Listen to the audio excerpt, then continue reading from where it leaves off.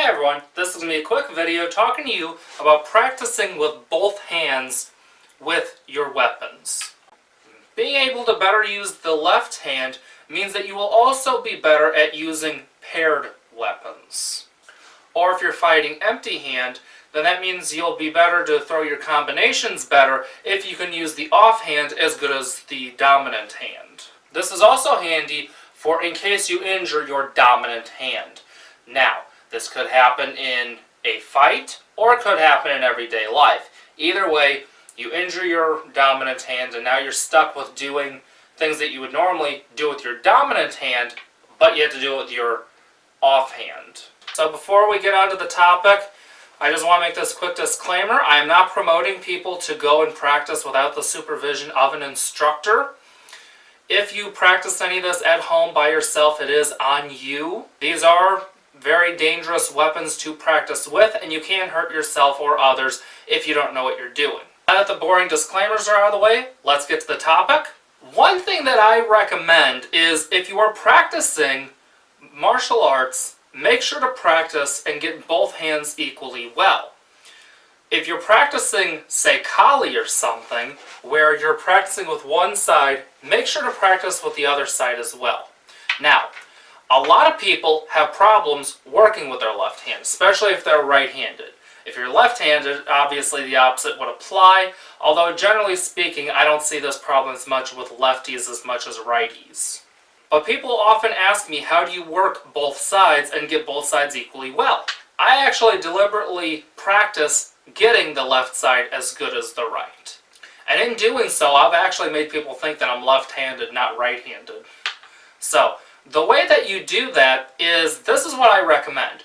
Don't necessarily start with, worrying about using your weapons equally good with both hands. You can start using the weapon the left, but don't get too aggravated with yourself when you can't use the weapon in the left as well. One thing to keep in mind, whenever trying to practice to make the left as good as the right, is that if you are right-handed, you are going to naturally favor your right side. It's just nature. If you're opening a door, if you're drinking, whatever, you're going to favor your right side. So what I recommend is, outside of martial arts, train yourself to start relying more on your left hand. If you have to open a door, do it with your left hand. If you're going to drink something, drink with your left hand, so on and so forth.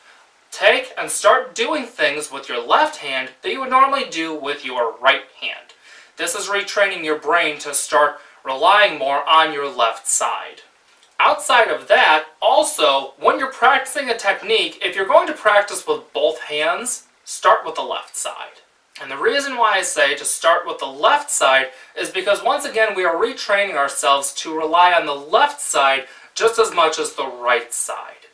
So, if you're doing a drill, start using the left hand first. And I have to be careful here because I'm inside. But start with the left hand.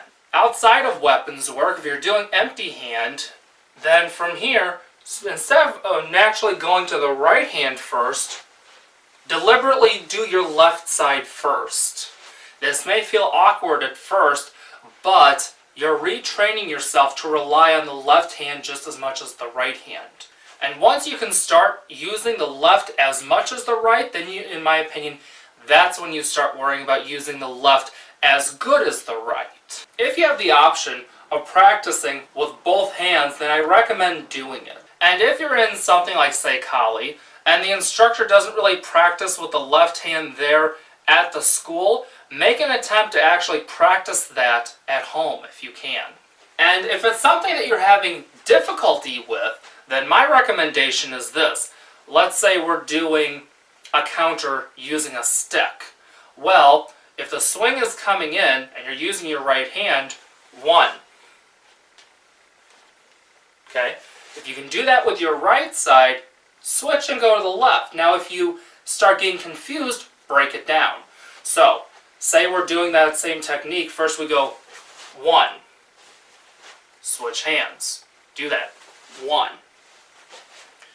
And continue doing that. So maybe next, after that would be 1, 2. Switch hands. 1, 2. And from there, continue doing that until you can do both sides equally well. Now the left side generally feels a little bit more awkward, perhaps a little bit less fluid, but that's fine. Practice with that left hand though. Now one thing to keep in mind with this is depending on the art, you may not need to be able to use both hands equally well. For example, in Japanese swordsmanship, generally speaking, not only isn't the left emphasized, but it's not even allowed. So generally speaking, holding a sword this way is the norm, with the right hand on the top, the left hand on the bottom. This way, with the left hand on the top, oftentimes isn't even allowed. So, depending on your art, it may not be as important, such as in Japanese swordsmanship, but if it's allowed, I recommend definitely learn how to use the left hand as well as the right hand. And if it's a paired weapon set, and it's something that's different, like say a sword in one hand and a shield in the other, or a long blade in this hand and maybe a knife in this hand, periodically change hands.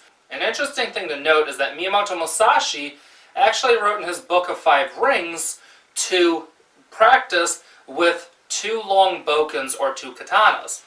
The reason being is because since Miyamoto Musashi was fighting with a katana in the right hand and a wakizashi in the left, he wanted to be able to fight, if need be, with the weapons reversed. So katana in the left, wakizashi in the right.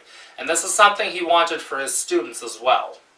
And also, I believe another reason for this was because if you can use a katana one-handed easily, then to use a wakizashi one-handed would definitely be easier.